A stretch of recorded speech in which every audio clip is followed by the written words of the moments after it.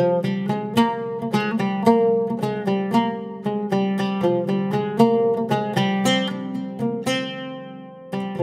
இன்னைக்கு பருப்பு குழம்பு எப்படி பண்றதுன்னு பார்க்க போறோம். இது நல்ல ஒரு புரோட்டீன் ரிச்சான சத்தான ரெசிபி.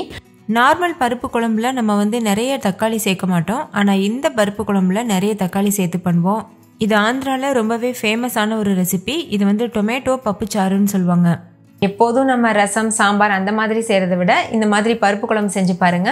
போர் அடிக்காமல் இருக்கும், கேட்டு வாங்கி சாப்பிடுவாங்க. ஹாய் ஃப்ரெண்ட்ஸ், வணக்கம். என் பேர் Abhi. Welcome to Indian recipes Tamil. வீடியோக்குள்ள போகிறதுக்கு முன்னாடி நம்ம சேனல் இந்தியன் ரெசிபிஸ் தமிழை சப்ஸ்கிரைப் பண்ணிக்கோங்க. கூடவே இருக்க பெல் சிம்பலையும் கிளிக் பண்ணிக்கோங்க.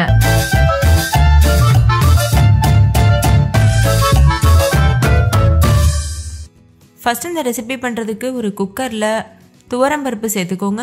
ஊற வச்ச துவரம்பருப்பு தான் யூஸ் பண்ணணும். நான் 1 கப் அளவு துவரம்பருப்பு எடுத்து நல்லா வாஷ் பண்ணிவிட்டு தண்ணியில் அரை மணி நேரம் ஊற வச்சு வச்சுருந்தேன்.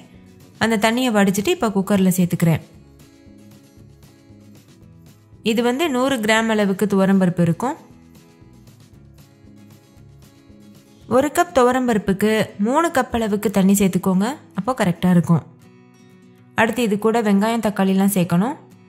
2 பெரிய சைஸ் வெங்காயம் நீள்வாக்கில் அரிஞ்சு எடுத்துக்கோங்க.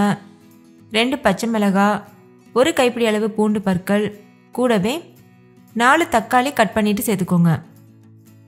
பெரிய சைஸ் தக்காளியாக இருந்தால் 4 சேர்த்துக்கோங்க. ரொம்ப சின்னதாக இருந்ததுன்னா 6 கூட நீங்கள் சேர்த்துக்கலாம். இதில் நம்ம புளி எதுவும் சேர்க்க மாட்டோம். புளிப்புக்கு இந்த தக்காளி மட்டும்தான்.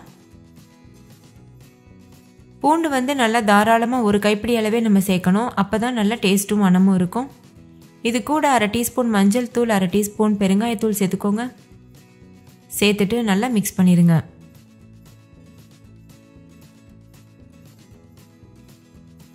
நல்லா கலந்ததுக்கப்புறமா குக்கர் மூடி போட்டு மூடிட்டு ஹை ஃப்ளேமில் வச்சு ஒரு 5 விசில் வச்சு எடுத்துக்கோங்க. 5 விசில் வந்ததுக்கப்புறமா ஸ்டவ் ஆஃப் பண்ணிடுங்க. ப்ரெஷர் தானாக ரிலீஸ் ஆனதுக்கப்புறமா நம்ம குக்கர் ஓப்பன் பண்ணலாம். இப்போ பருப்பு முழுமையாக வெந்திருக்கு. இப்போ ஒரு விஸ்க் வச்சுட்டு இது நல்லா பீட் பண்ணிக்கோங்க. உங்ககிட்ட பருப்பு கடையிற மத்து இருந்ததுன்னா அதை வச்சு கூட நீங்கள் நல்லா மசிச்சு விட்டுக்கலாம். முழுமையாக மசிச்சிடக்கூடாது. 1-2 இடத்துல பருப்பு இருக்கணும். அப்போ தான் நல்லாயிருக்கும் சாப்பிட்றதுக்கு. இதோட கன்சிஸ்டன்சி பாருங்கள், இந்தளவுக்கு தண்ணியாக தான் இருக்கணும். ஒருவேளை கெட்டியாக இருந்ததுன்னா நீங்கள் கொஞ்சமாக தண்ணி சேர்த்து மிக்ஸ் பண்ணிக்கலாம். இப்போ ஸ்டவ் ஆன் பண்ணிவிட்டு மீடியம் ஃப்ளேமில் வச்சு இதை நல்லா கொதி வர விடுங்க. தேவையான அளவுக்கு உப்பு சேர்த்துக்கோங்க. ஹை ஃப்ளேமில் வச்சு ஒரு 7-8 நிமிஷத்துக்கு நல்லா கொதிக்க வச்சுக்கோங்க. நான் இந்த மாதிரி மூடி போட்டு வச்சுருக்கேன், ஏன்னா வெளியில் தெறிக்காமல் இருக்கிறதுக்கு. இடையில இது போல் கரண்டி வச்சு நல்லா கலந்துக்கோங்க.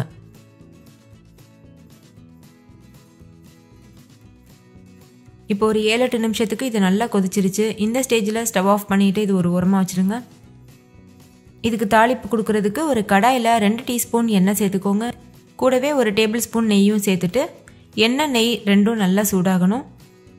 நல்லா சூடானதுக்கப்புறமா 1 டீஸ்பூன் கடுகு, 1 டீஸ்பூன் சீரகம் சேர்த்துக்கோங்க. கூடவே வரமிளகாய் ஒரு 4-5 சேர்த்துக்கோங்க. சேர்த்துட்டு நல்லா மிக்ஸ் பண்ணிடுங்க. நம்ம ஏற்கனவே பருப்பு வேக வைக்கும்போது பெருங்காயத்தூள் சேர்த்துருக்கோம், அதனால் இந்த ஸ்டேஜில் சேர்க்க வேண்டாம். ஒரு கொத்து கருவேப்பிலை சேர்த்துக்கோங்க. கூடவே 1 கைப்பிடி அளவு சின்ன வெங்காயத்தை நீள்வாக்கில் அரிஞ்சிட்டு சேர்த்துக்கோங்க. சின்ன வெங்காயம் சேர்த்து பண்ணும்போது நல்லா வாசனையாக இருக்கும், டேஸ்ட்டும் ரொம்ப சூப்பராக இருக்கும். இது கூடவே 1 டீஸ்பூன் மிளகாத்தூள் சேர்த்துக்கோங்க. சேர்த்துட்டு நம்ம ஏற்கனவே செஞ்சு வச்சுருக்க பருப்பை இது கூட சேர்த்துருங்க. சேர்த்துட்டு நல்லா மிக்ஸ் பண்ணிடுங்க. ஹை ஃப்ளேமில் வச்சு ஒரு 5 நிமிஷத்துக்கு கொதிக்கட்டும். அதுக்கப்புறமா ஃபைனலாக இதில் பொடியாக கட் பண்ணின கொத்தமல்லி இலைகள் ஒரு கைப்பிடி அளவுக்கு சேர்த்துக்கோங்க. சேர்த்ததுக்கப்புறமா நல்லா கலந்துக்கோங்க. அவ்வளோதான், டேஸ்டியான பப்பு சாறு சூப்பராக தயாராகிருச்சு. கண்டிப்பாக நீங்களும் உங்கள் வீட்டில் ட்ரை பண்ணி பாருங்கள். இது இட்லி தோசை கூட பக்காவான காம்பினேஷனாக இருக்கும். அதே மாதிரி ஒயிட் ரைஸ் கூடவும் வச்சு சாப்பிட்லாம். ஈவன் சப்பாத்திக்கு பூரிக்கு கூட ரொம்பவே சூப்பராக இருக்கும். ஸோ மிஸ் பண்ணிடாமல் ட்ரை பண்ணி பாருங்கள். ஓகே ஃப்ரெண்ட்ஸ், இந்த பருப்பு குழம்பு உங்களுக்கு ரொம்ப பிடிச்சிருந்தா லைக் பண்ணுங்கள், உங்கள் ஃப்ரெண்ட்ஸ் கூட ஷேர் பண்ணுங்கள். நீங்களும் வீட்டில் செஞ்சு பார்த்துட்டு டேஸ்ட் எப்படி இருந்ததுன்னு கமெண்ட்டில் ஷேர் பண்ணுங்கள். தேங்க்யூ, பாய்.